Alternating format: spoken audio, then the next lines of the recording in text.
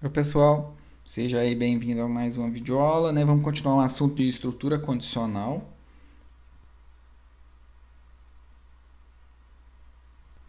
Reforçando aí mais uma vez, né, que essas videoaulas foram preparadas utilizando aí esses dois livros que estão nas nossas referências básicas aí da disciplina.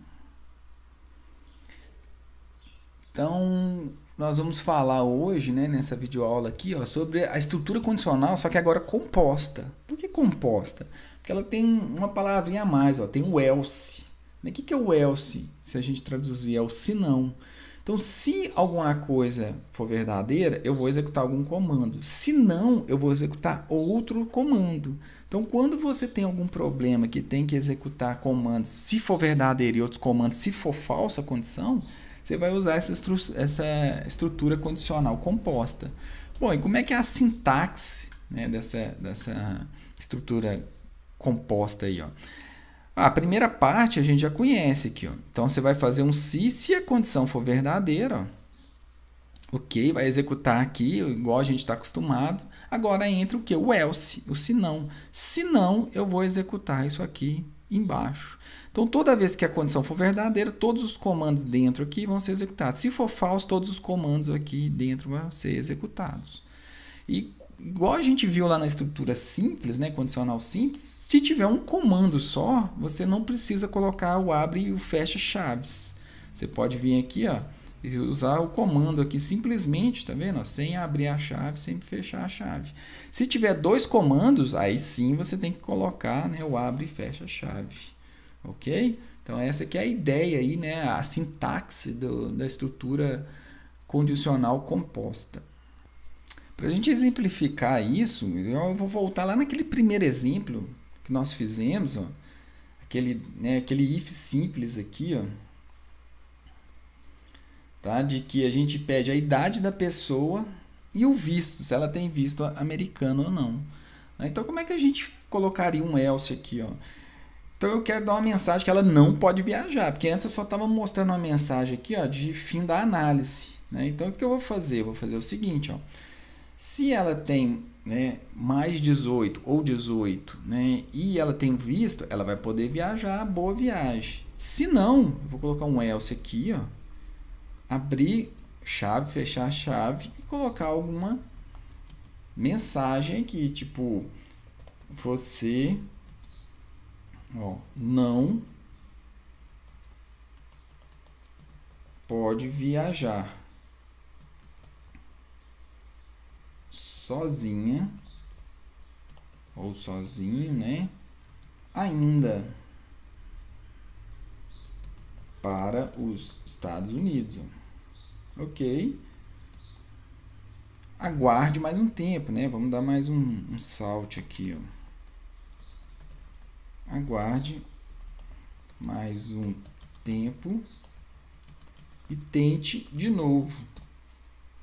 Beleza. Então, se eu executar aqui agora,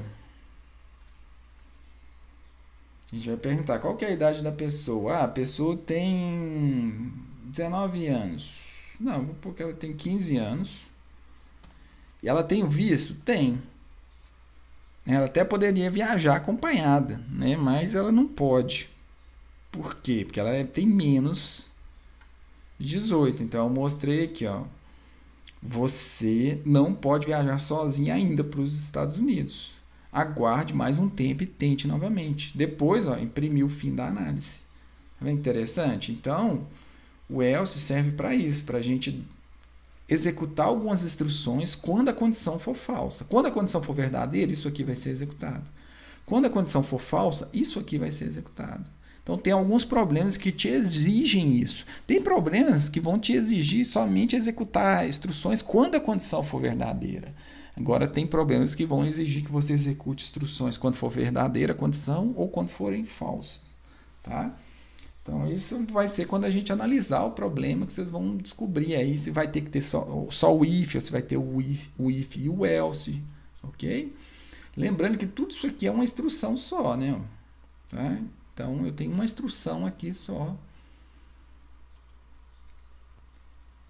E é legal a gente pensar que existem infinitas formas da gente criar ifs e elses, tá? Então a gente pode encadear, né, um if dentro da condição verdadeira. Então, se a gente atendeu alguma condição, a gente pode colocar então um if lá dentro de outro if, ou a gente pode colocar um monte de if, né, um abaixo do outro com else. E aí a gente entra com o que a gente chama de if-else, né, ou if aninhados, tá? Olha só, aqui eu dei um exemplo tanto, né, na forma aqui, ó, gráfica, né, de fluxograma. Repare para vocês verem, se a condição 1 for verdadeira, deixa eu ver se o mouse aparece, ok, aqui, ó, se a condição 1 for verdadeira, o que vai acontecer? Eu vou executar as instruções dessa condição e vou seguir o fluxo normal de execução aqui, ó, do programa. Agora, caso, né, se a primeira condição não for verdadeira, eu vou para a condição false, né, para o else, aqui no caso else if, né, porque eu estou fazendo um outro if aqui no else. Ó. Aí se for verdadeira, eu vou executar as instruções de cá. Se for false, eu vou executar as instruções de cá. E aí ele vai depois seguir o fluxo normal aqui de execução do programa. Tá? Então aí é que eu até coloquei um exemplo. Ó. Então, né, criei aí algo fictício. Né? Tem livro de Linux, custa tanto. Livro de banco de dados, custa tanto. Ó. Somei as duas. Tá? Imprimi o preço total. E aí eu coloquei algumas condições fictícias aqui. Ó. Se o total for menor do que 120, o preço está bom. Aí você já imprime. Como ele já entrou no if, ele não vai entrar no else mais. Então, ele descarta tudo isso aqui, ó, conforme a gente está vendo aqui né, de forma visual. Ele já vai executar o programa, né, a próxima instrução depois desse comando if else aí. Tá? Como não tem mais nada aqui, ele iria encerrar o programa. Ok? Então, olha só. Beleza. Se não caiu nessa primeira condição, eu venho para a segunda condição. Aqui, ó. Aqui que é o if aninhado que a gente fala. Ó. Então, eu tenho um else if. Então, logo depois do else, eu já vou fazer uma outra condição. Então, eu perguntei, ó, o total, então, ele é maior, né, do que 180? Se for verdade, ele vai falar assim, ó, no livro está muito caro. Se isso aqui for falso, ele vai colocar um else final aqui falando assim, o preço não está nem tão bom, nem tão caro, o preço está razoável.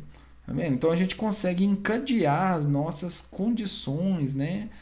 Os nossos pensamentos aqui no algoritmo através dessas condições, né? Esses condicionais compostos aí. No caso, o if-else, que a gente chama, o if aninhado, que você pode ir aninhando vários, né? Aqui, ó, aqui dentro do if, ó, você pode colocar outro if se você quiser. Isso aqui é livre, né? Vão ter infinitas formas de você criar algoritmo utilizando essas instruções aí. Para a gente praticar um pouco mais, eu vou mudar aquele exercício que a gente tinha feito lá sobre... Eu entro com um número, entro com o segundo número e só digo se um número é maior do que o outro, né? Se eles são iguais... Vou mudar aqui o exercício, vou falar o seguinte, ó. Vou falar assim, ó, entre com 3 números e imprima os em ordem crescente. Ó, dificultei um pouco aqui, né, o que a gente tem que fazer.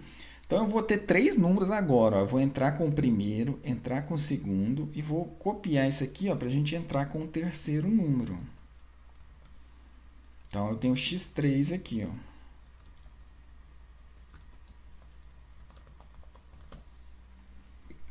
Certo? Beleza. O que eu vou fazer agora? Agora eu tenho que criar uma lógica, né, para imprimir eles em ordem crescente. Tá? O que eu estou pensando aqui, né? Como é que eu vou resolver isso? Existem diversas formas para resolver isso. Mas eu estou pensando o seguinte, primeiro eu vou encontrar o menor de todos. Depois que eu encontrei o menor de todos, eu vou pegar os outros dois que sobraram e vou comparar os outros dois para saber qual que é maior, qual que é menor. Tá? Então, o que eu vou fazer aqui? Ó? Vou fazer da seguinte forma. Acho que eu vou até apagar isso aqui e a gente faz do zero aqui. Para a gente não confundir as coisas. Bom, então eu quero descobrir o menor de todos. Cara, não vai ter jeito, eu vou ter que fazer assim, ó. Eu vou ter que fazer que o x1 Será que o x1 é menor do que o x2 e ó, o x1, vou colocar um parênteses, né? Se o x1 é menor do que x3, aqui para esse exercício, vamos considerar que o usuário nunca vai colocar números iguais, tá? Porque a gente está só praticando aqui. Então, isso aqui, ó, vou abrir uma chave e fechar uma chave. Se isso aqui for verdadeiro, repare para vocês ver, x1 é menor do que x2 e menor do que x3. Então, aqui eu já garanti que o x1 é o menor número que tem. Tá? Então, o que eu vou fazer aqui agora? Ó? Eu vou fazer um else aqui. Ó. Posso vir aqui e fazer assim, ó, um else if. E posso fazer outra comparação aqui. Ó. Aí, o que eu vou fazer uma comparação? Eu vou comparar, vou copiar aqui, ó. Vou colar e eu tenho a chave aqui. Tá? Estou fazendo um if alinhado. O que eu vou fazer? Fazer a seguinte coisa. Agora eu vou testar o x2. Se isso aqui não for verdadeiro, então quer dizer que o x1 não é o menor número. Aí eu vou comparar aqui agora. Vou fazer assim, então será que o x2 ele é menor do que x1 e o x2 ele é menor do que x3? Ó? Tá vendo? Então aqui eu estou garantindo que o x2 é menor. E eu posso chegar aqui agora, ó, ou colocar só o else, né? Porque se isso aqui não aconteceu em nenhum desses dois, e sempre ele está colocando 3 números diferentes, quer dizer que vai entrar aqui. Tá? Você pode até dar uma mensagem aqui, ó, entre com números diferentes. Ó.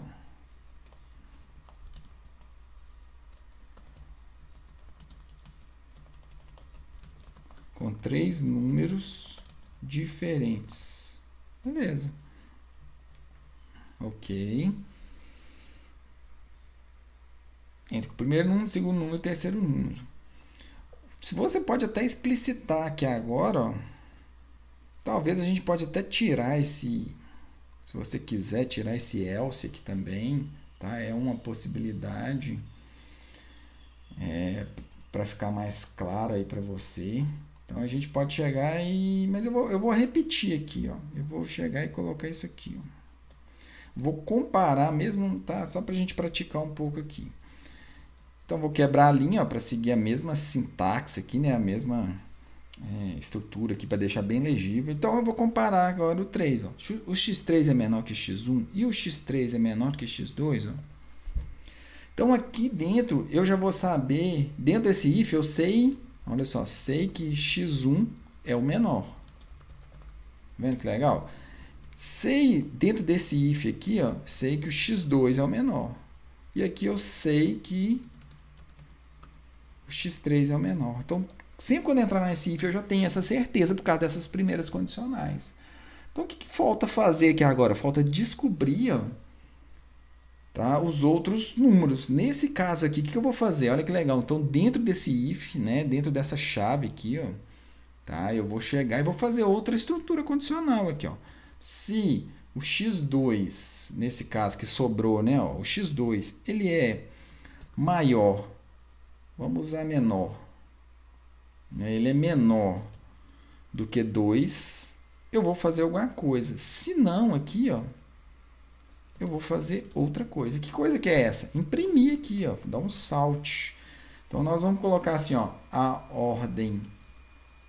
Eu já vou colocar assim, ó, crescente. E aí, como é que é essa ordem crescente? Vamos colocar aqui o 3% D, então eu não vou usar o println, vou usar o printf, né, que é o format que aceita aqui os coringas, ó, o %D de número inteiro, né, números decimais aqui, ó, %D. Então, esse aqui, ó, é menor do que esse, que é menor do que esse. Então, aqui a gente já sabe, ó, se ele entrou no primeiro if, o x1 é o menor, isso é certeza, tá vendo? Quem que é o outro? Eu acabei de comparar aqui, ó, desculpa que eu fiz errado, ó, o x3, ó, né? Então, o x2 é menor que x3, então eu vou vir aqui e vou pôr aqui o x2 e depois eu vou pôr o que aqui? O x3, ó. Se isso aqui não for verdade, quer dizer que é o contrário. Então, o que eu vou fazer? Ó? Vou inverter simplesmente aqui, ó. Então, se o x2 não é menor que o x3, quer dizer que é o contrário. O x3 é menor que x2, porque a gente sabe que nenhum número vai ser igual ao outro. Então pronto, criei aí a primeira parte da estrutura. Deixa eu aumentar aqui para vocês verificarem. Ó. Então vou até pôr mais um comentário aqui. Ó. Agora vamos verificar a ordem de x2 e x3.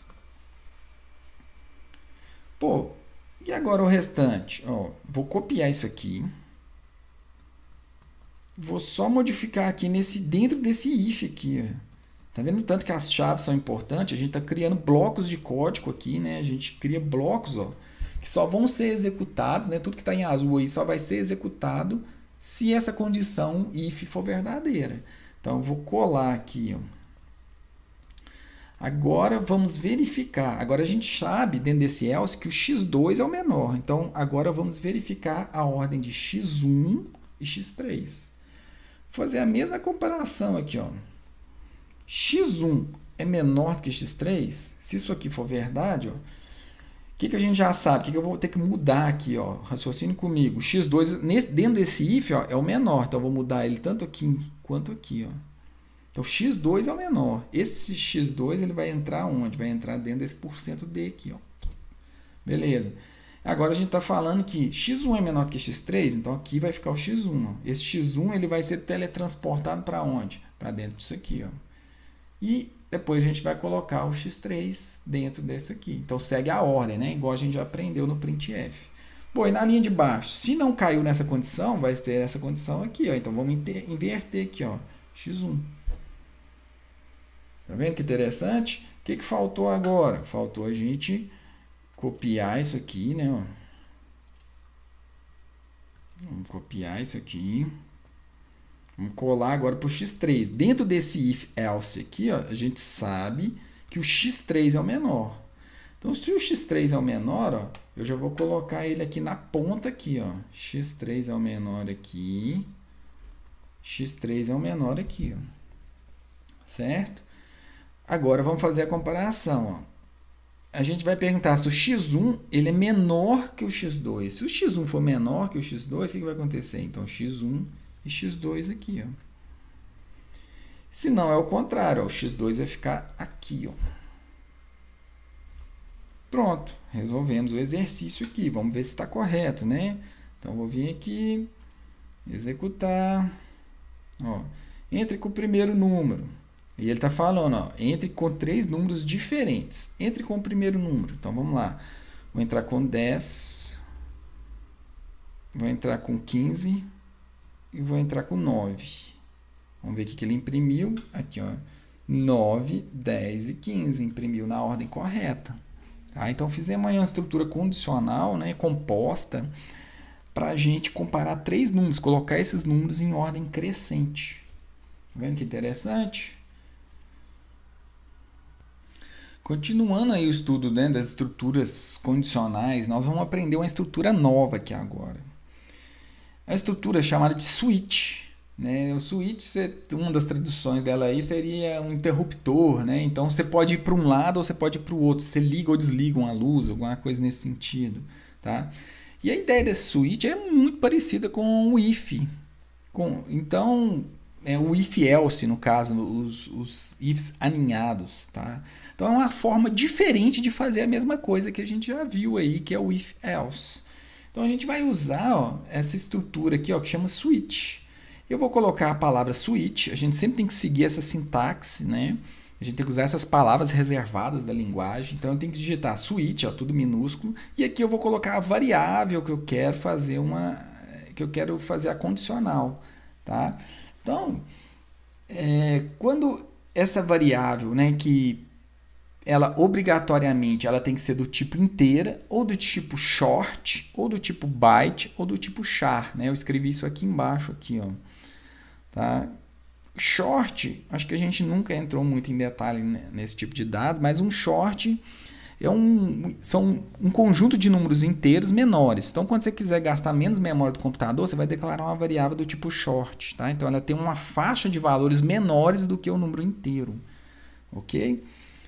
Então, quando você vai usar o switch, então suas variáveis tem que ser, tá? Obrigatoriamente, ou do tipo inteiro, ou short, ou byte, ou char. Aqui, geralmente, né, a gente nunca usa estruturas condicionais aqui com aquelas expressões lógicas ou com aquelas expressões relacionais, tá? Geralmente aqui a gente usa variáveis. Então, sempre quando um problema que você tem, né, tem uma variável, você tem que encaixar certas coisas. Se a variável tem determinados valores, aí você vai usar o switch. Então, olha que interessante, né? Como é que funciona aqui, ó? Então, caso a variável tenha o valor, né? Caso o valor seja tal, né? O que a gente colocar aqui, por exemplo, se a variável tem o valor 10, você vai executar uma lista de comandos aqui. Obrigatoriamente, né, você tem que colocar esse break aqui, ó, se você quer que as outras condições não sejam executadas também. Então, se você esquecer esse break aqui, o programa vai rodar normalmente. Só que a lógica do seu problema ela vai mudar. Porque quando no switch você acha uma condição verdadeira e não tem o break, as outras condições para baixo vão ser executadas também. Tá? Então, essa aqui é a ideia. Então, olha só que legal. Então eu tenho uma variável, sei lá, idade da pessoa. Se a idade for 5, a gente poderia executar um punhado de comandos aqui. Depois a gente dá um break. O que significa o break? Tipo assim, dá uma parada, sai dessa instrução e vai para a primeira linha para fora dessa instrução. Tá? E essa instrução é delimitada pela chave aqui, ó. Abri e fechei chave aqui, tá vendo?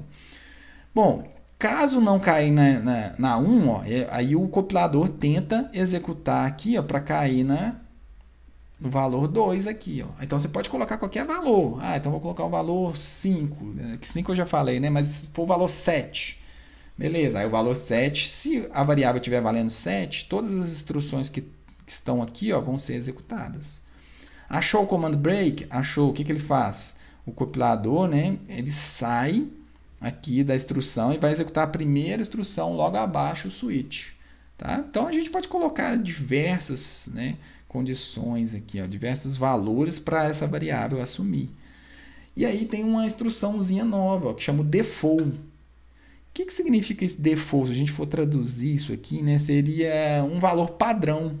Ou seja, se não caiu em nenhuma dessas outras condições aqui de cima, o comando que vai ser executado, ou a lista de comandos, vão ser a que está no default. Se caiu em algum case aqui para cima, esse default não vai ser executado. Então, lembre que essa palavra default é um padrão. Tipo assim, por padrão, se não caiu em nenhuma condição dessa, por padrão, execute essas instruções aqui.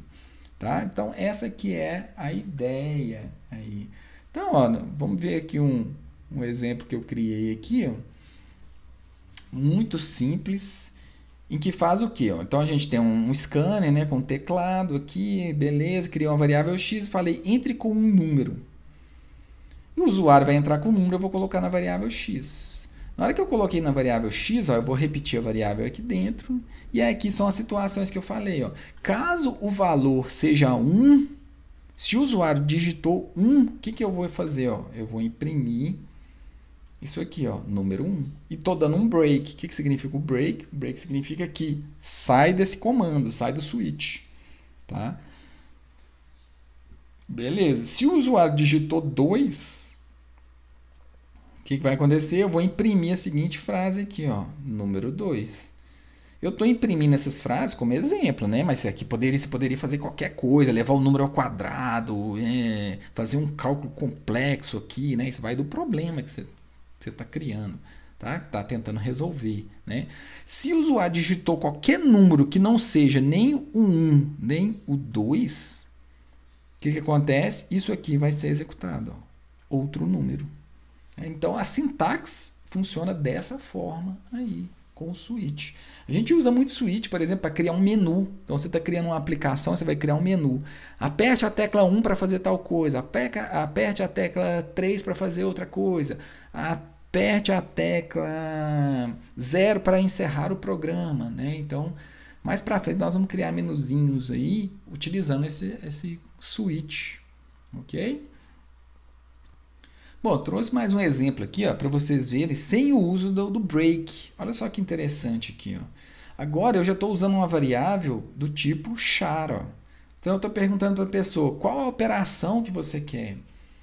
Né? Então ela vai digitar. Se ela quer fazer uma subtração, ela vai digitar. Se ela quiser fazer uma soma, ela vai digitar o sinal de adição. Então vamos supor que ela digitou o sinal de adição. O que vai acontecer? Ó? Dentro dessa variável aqui vai ter o sinalzinho de mais. E ele vai testar aqui, ó, caso seja caso seja menos ou seja mais, eu vou executar esse comando aqui, ó. E aí eu dou um break, ou seja, eu saio, né, do switch.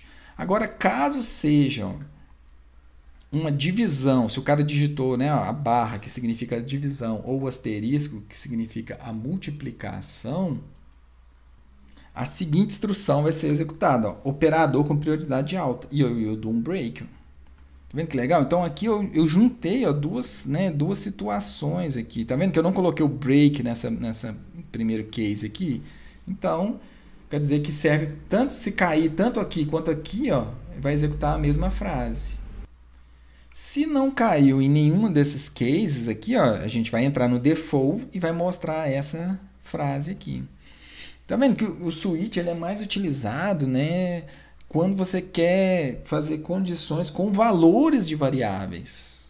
Tá? Então, ele é útil aí para isso. Ok?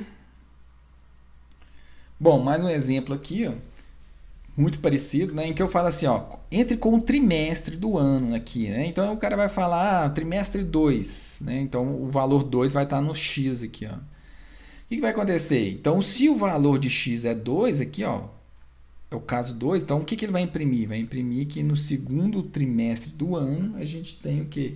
O outono. Tá vendo que legal? Se ele imprimir, sei lá, valor 100, né, ele vai digitar o valor 100. O que vai acontecer? O 100 ó, não é nem o 1, nem o 2, nem o 3, nem o 4. Vai entrar aqui, ó, opção inválida. Tá? Então, mais um exemplo aí do case, vocês vão ver que é bem tranquilo, né? Então, se você entender o if else, é muito parecido, só que é uma forma diferente de você fazer aí, tá? Para a gente finalizar aí a parte teórica aqui das estruturas condicionais, tá faltando a gente ver um operador que a gente chama de um operador condicional. Ele é um operador ternário. Por que ternário? Porque ele é composto de 3 partes. Todo operador que nós estamos usando tem 2 partes. Então, tem 2 operandos. Então, por exemplo, você faz assim, ó, 3 é igual a 4. Tá vendo que eu tenho 2 operandos aqui, ó, que é o 3 e o 4? Agora, nós vamos ver um operador condicional. Então, vou colocar aqui, ó, operador condicional.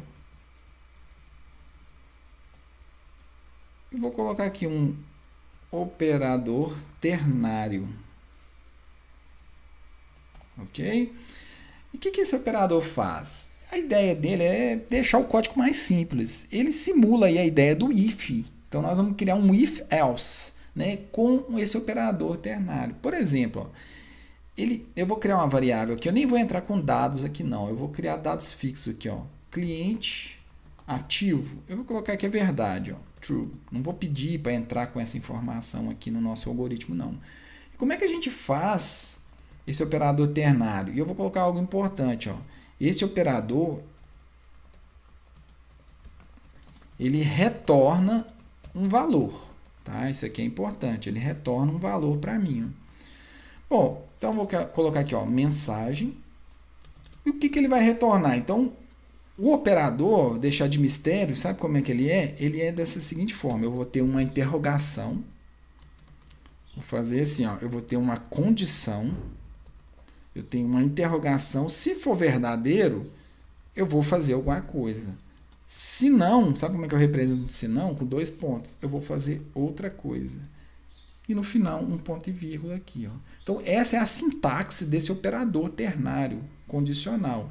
Então, eu vou colocar a condição. Eu pus aqui, ó, o cliente ativo é igual a true. Se isso aqui for verdade, ó, eu meio que estou perguntando, isso aqui é verdade? Se for verdade, eu vou pôr assim, ó, compra autorizada. Se não, como é que eu faço? Se não, acabei de mostrar lá, ó, 2 pontos.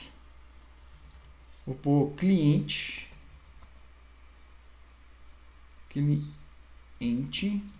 bloqueado. você quiser quebrar a linha, tá vendo? Ficou muito grande, né? Numa linha só aqui, ó. Você pode quebrar aqui, não tem problema, ó. Você pode até simular aqui, tá vendo? Ó? Pode simular o else aqui, ó. Tá vendo que legal? O if else. Então, dessa forma aqui, ó. Tá? Então, sempre esse operador é como se fosse um if else, né? E ele sempre me retorna um valor. Então, você vai falar aqui, ó, cliente ativo igual a true. Se isso for verdade, retorna isso. Se não, retorna isso. Retorna para onde? Para essa variável que está aqui, ó. Aí você pode imprimir isso aqui. Ó, vamos imprimir a mensagem. Beleza, ó, vou salvar, vou clicar aqui no play para a gente executar. Ó, compra autorizada. Por quê? Porque o cliente está ativo. Vamos colocar false agora aqui, ó. False. Rodei. Cliente bloqueado. Tá vendo que legal? Lembra daquela abreviação que eu falei para vocês? Ó? Isso aqui é igual a true. True é igual a true, vai dar true, concorda? Então, a gente pode vir aqui, ó, já colocar a variável direto, ó. Cliente ativo, falso, não está com o valor falso? Tá, então eu vou vir aqui, ó, imprimir cliente bloqueado, tá vendo? Se isso aqui tem falso, eu imprimo else. Se isso aqui tem true, eu imprimo true, tá? Então, é duas formas aí de fazer, uma abreviada e uma mais, né, mais descritiva, vamos dizer assim, tá? Então, ok, ó, criei aqui, né, um exemplo com um operador condicional. Quer ver um outro exemplo? Vamos fazer um outro exemplo aqui. Ó. Agora eu vou até entrar com os dados aqui. Eu vou chegar e fazer assim, ó, salt, entre com o valor da compra. Uma coisa nesse sentido. Vou ler esse valor da compra aqui. Então, vou chegar aqui, int... Vou colocar float, né? Porque é um valor. Então, valor X, o cara vai entrar aqui, ó, next float, digitei errado, né? Next float, ok, eu tenho o valor. Olha só, vou fazer a mesma coisa aqui, ó. Na verdade, que eu já vou fazer direto, olha só, dentro da própria impressão, o que eu vou imprimir? Vou fazer um condicional aqui, ó. Já que a ideia desse operador é a gente digitar menos, vou fazer dentro da própria impressão aqui, ó. Vou fazer assim, ó, se o x for maior do que 100, o que eu vou retornar? Vou retornar assim, ó, valor alto. Se não, ó, eu vou imprimir o quê? Valor ok.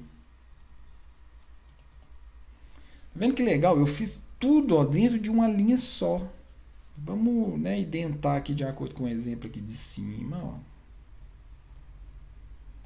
Deixar nosso código bonitinho. Então, qual que é a vantagem disso aqui? A vantagem disso aqui é você digitar menos, deixar seu código limpo. Então, ó, o valor é maior do que 100? Estou perguntando. Se for verdade, execute isso aqui. Ó. Se não, execute isso aqui. Vendo? Então, eu vou ter que fazer dessa forma aqui. Lembrando que esse operador, então, sempre retorna um valor. Então, sempre o que você vai colocar no then e no else, né? No então e no else, vão ser o valor que vai ser retornado por esse operador. Ok? Isso aqui, cara, que a gente vai usar bastante aí na prática, aí no dia a dia. E isso vai ficar mais comum para vocês aí, tá? Não precisa assustar. Né? A gente viu muita coisinha nova aqui, mas que a gente vai praticar bastante sobre isso, ok? Então essa aula vai terminando por aqui. Valeu, pessoal!